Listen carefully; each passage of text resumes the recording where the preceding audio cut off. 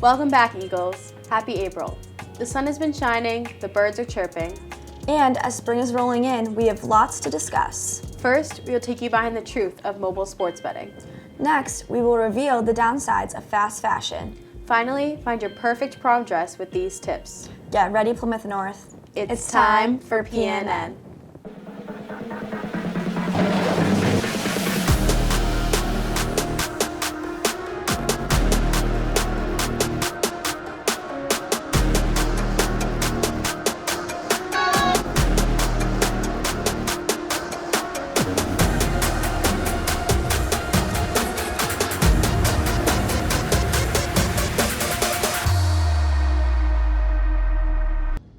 It's officially April, which means we're in the final stretch of the school year, especially for us seniors.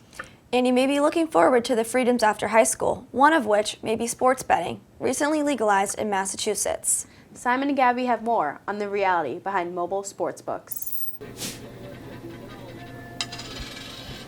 When most kids turn 18, they look forward to the moment that they can purchase their very first scratch ticket. However, in 2024, this isn't exactly the case. Sports betting apps have caught the eye of teenagers, yet the risks involved aren't always clear. This raises the question, what's behind the bet? Sports gambling apps allow users to place bets on any and every sport, ranging from collegiate to professional leagues.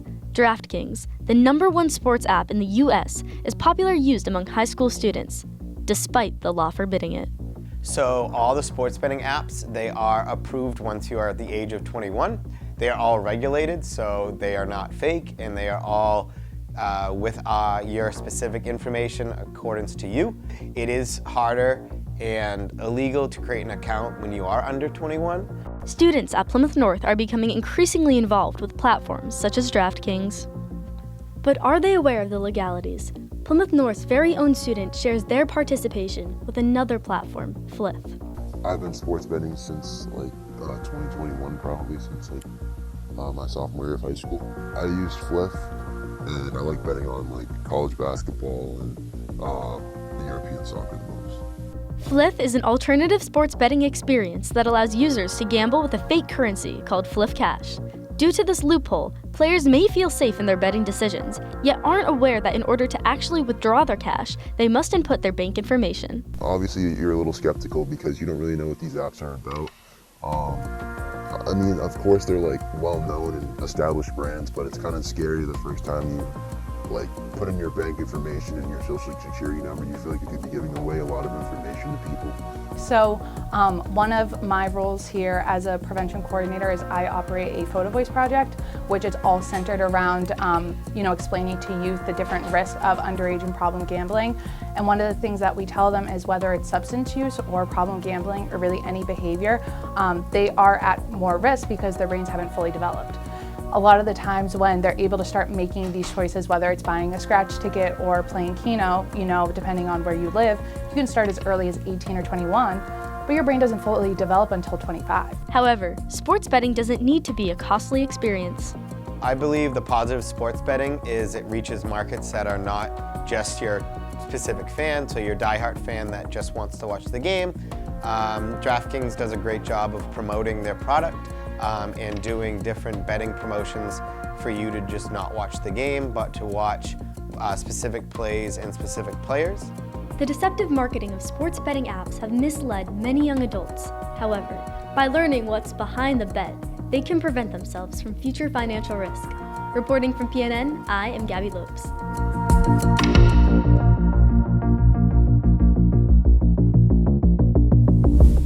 I definitely feel like a winner after that. Thank you, Simon and Gabby, for sharing the risks associated with gambling apps. Sports can be enjoyed in many different ways, even from the announcer's booth. Ollie and Bella bring us behind the scenes of Plymouth North broadcasts. Plymouth North is home to many sports games and entertainment events, like football, volleyball, basketball, soccer, baseball, field hockey, lacrosse. One way to enhance your experiences at these events is tuning into EDTV's sports commentary program. We broadcast roughly about 2 games each week between North and South High, setting up audio boards, setting up cameras, setting up microphones, all sorts of that stuff is all part of that pre-production process that needs to happen in order for that broadcast to run smoothly. Sports commentary doesn't only pertain to students. Some of the most viewed events are commentated by people in the Plymouth community. I have a friend that is part of the Plymouth school system. He's the principal over at PCIS. Happens to be my neighbor. And the two of us were asked one time to do a Plymouth soccer meet. So my neighbor, a good friend of mine, Steve Rich, played soccer his whole life, and called him out, and I think I heard his the tire spinning in his yard. He picked me up and we went down and did it, and it ended up being a lot of fun. While Mr. Palladino is a commentator for EDTV, during school hours he connects with students educationally as a principal at PCIS. What's nice about what I do, there's a history, not only how many years we've been doing this, but there's a history of some of the kids on the field I've had. So I kind of get to see that progression from middle school all the way to high school. There's a lot more to sports broadcasting than one might think.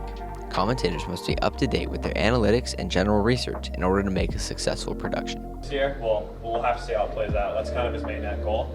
So the preparation for a live broadcast requires you to reach out to the coaches, get the rosters, get any important statistics that also might be crucial in terms of integrating into your broadcast. Because when you watch a lot of professional broadcasts, they're always integrating stats or comments that they might have spoken to the coach about. So we really encourage our students to get involved in that and try to get as much information as possible. There's a lot of mental preparation because there is so much information that we gather to prepare for these games, like whatever it is, people's grade point averages, what other sports they played, whose mom's in the booster club. There's just so much.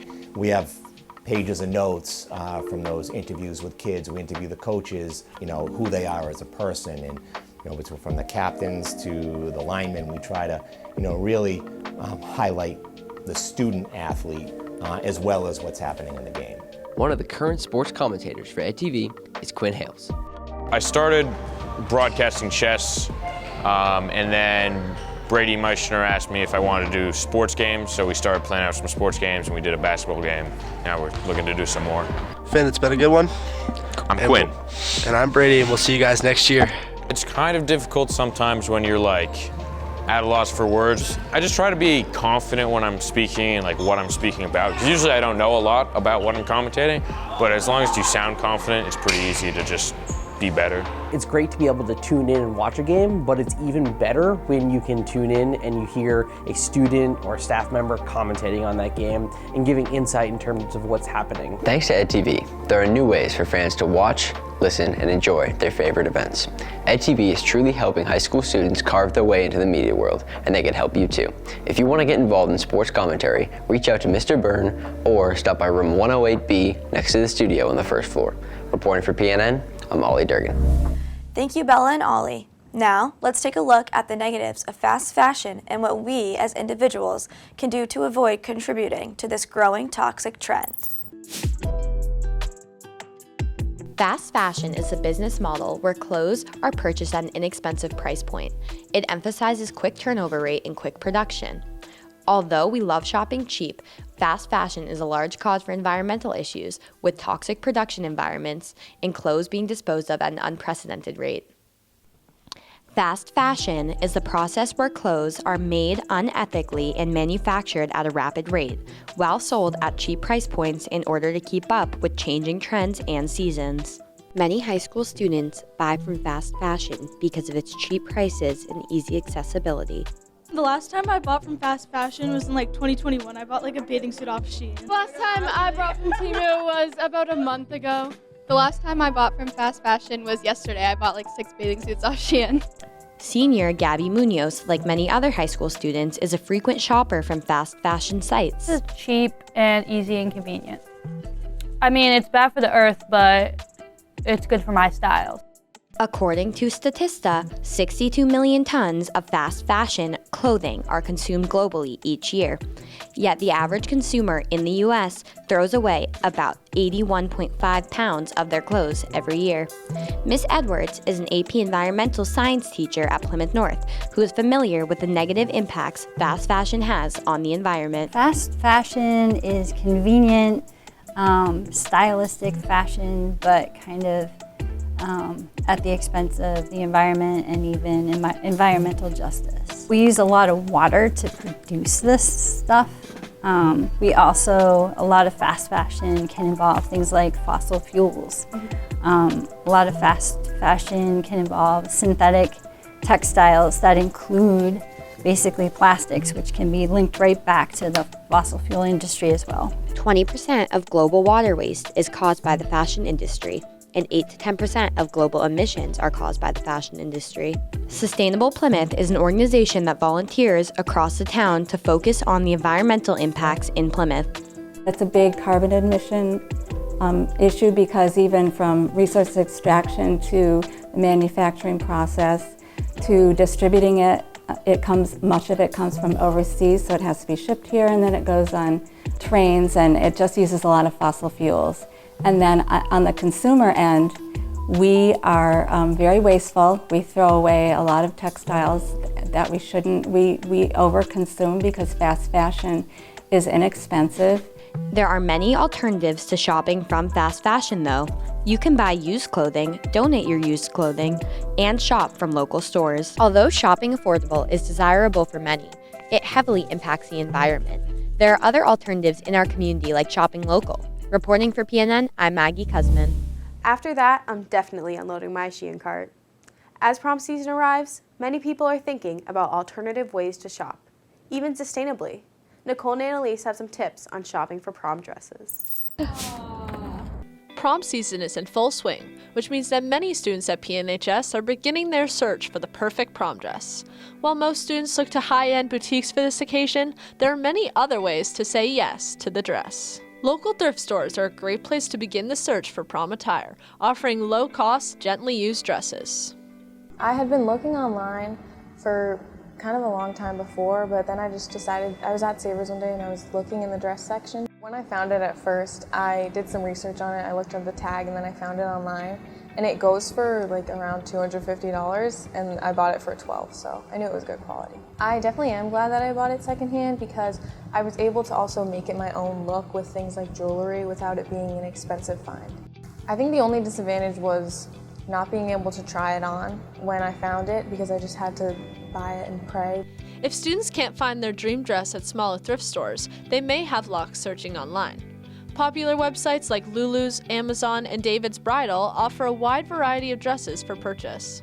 I know that prom can be a really big deal and people like to splurge a lot of money on it and like to keep their dress forever.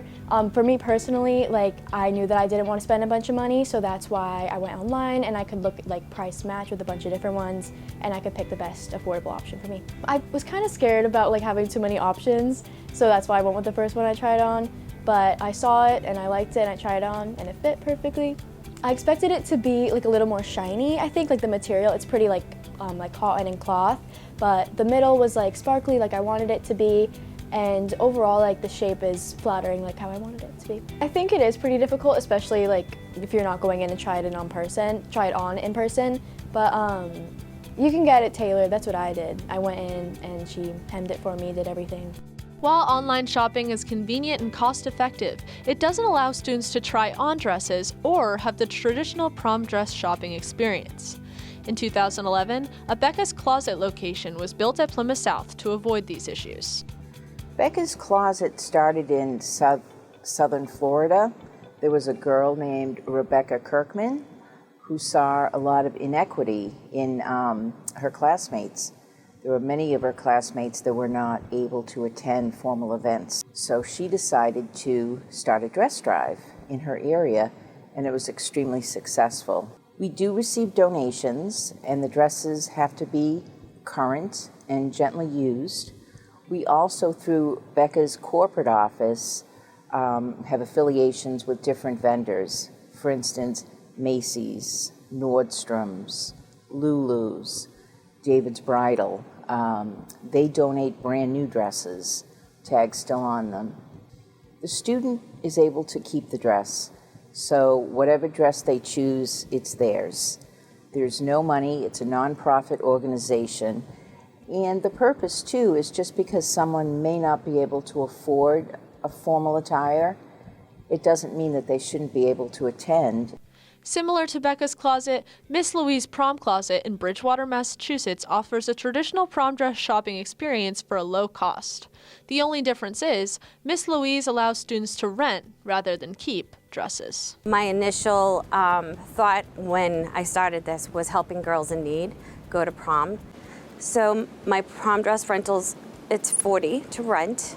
I also have a reservation fee of $20. That means if you come before the 5 weeks, then it's the dress will go in the back room. I put your name on it, I don't rent it out. So I like to say I'm your personal stylist as well. Most girls walk in with leggings and sweatshirts. I'll ask them some questions about what colors they like. Is there a certain style? Do you have anything pinned in your phone? More or less, once I get an idea of what they're looking for, I know my inventory, so I like to help and suggest certain dresses. Money is a huge factor during prom season. Purchasing tickets, transportation, and accessories are all considered. When it comes to the dress, don't stress. Try out these alternative options. Reporting for PNN, I'm Nicole Reitel. Wow, so many options. There's always a new trend every year. You know what dress trend I want to bring back? Duct tape prom dresses. I was thinking the same thing. We asked you what trend you would like to come back. Let's see what you thought. What I would like to see come back is making slime. Friday night glow zone. Physical media, like CDs and cassettes and vinyls, like I think, and like movies. Eating baby food, because it's good. Should I do karaoke? Oh wait, it's not connected. Oh no. I'll be back in a minute. All right, something that the world needs to bring back is everyone wearing high socks and neon colors. And yeah, the sideward brim hats, stuff like that. Pop sockets.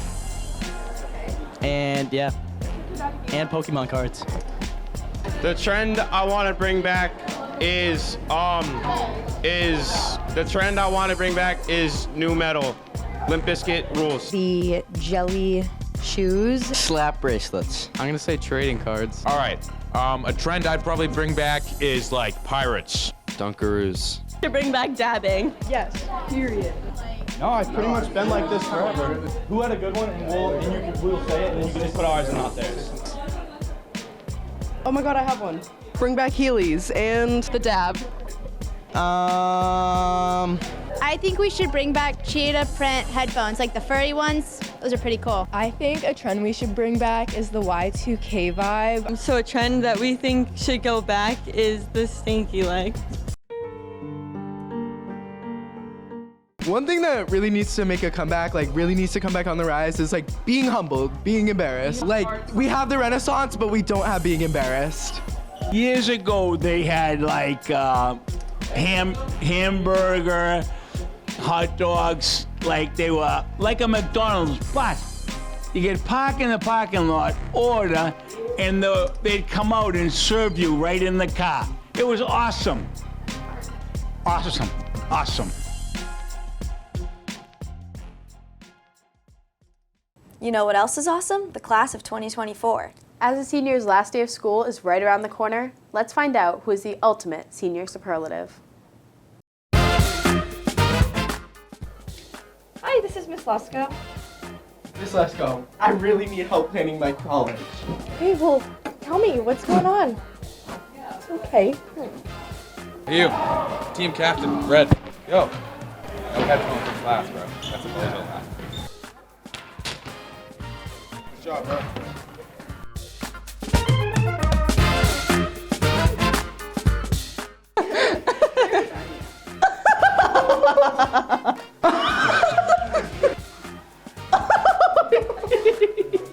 Do you want me to laugh? Oh my god. Seamus thinks. Seamus, you don't make him laugh. You don't make him laugh.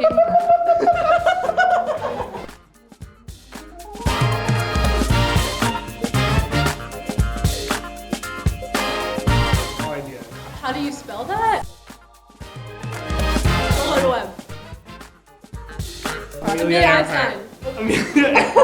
Books. I'm not cheating. Da Vinci? Marie Curie. What? Retirement. Central Park. I don't even 7 know. books, 8 movies. 2. 8. 11. 26. 12. Brown. 106. Fruit. Mercury. Like, honestly.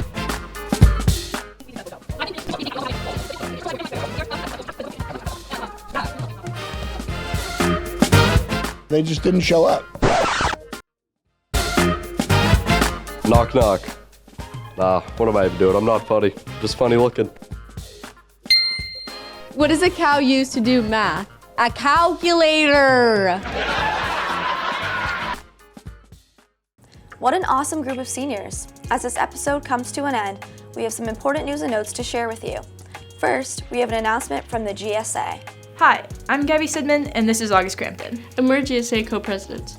We're asking you to participate in the National Day of Silence on Friday, April 12th. This is a day where you take a vow of silence for the entire day in support of queer people who have been silenced and are currently being silenced through laws, bullying, and discrimination. If you choose to participate, you wouldn't talk for the whole day, even in class. We would also ask those who are participating to wear all black. There are QR codes around the school to sign up.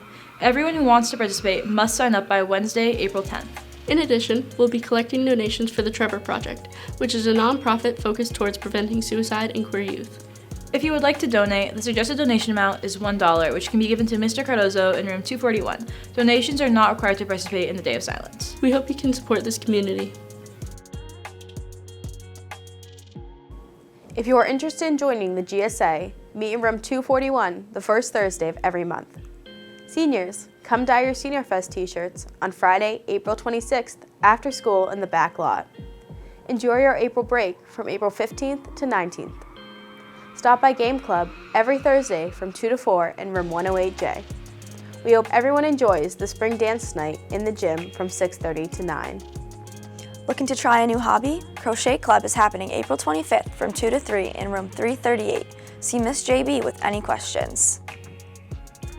Equity and Justice Club is meeting April 25th in room 224 during K Block.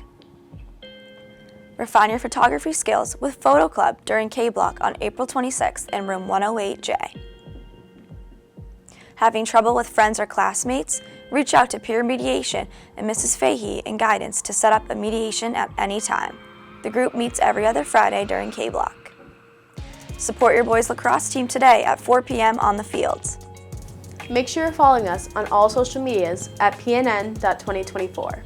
That's all for news and notes in this episode of PNN. Thanks for watching. Go Eagles!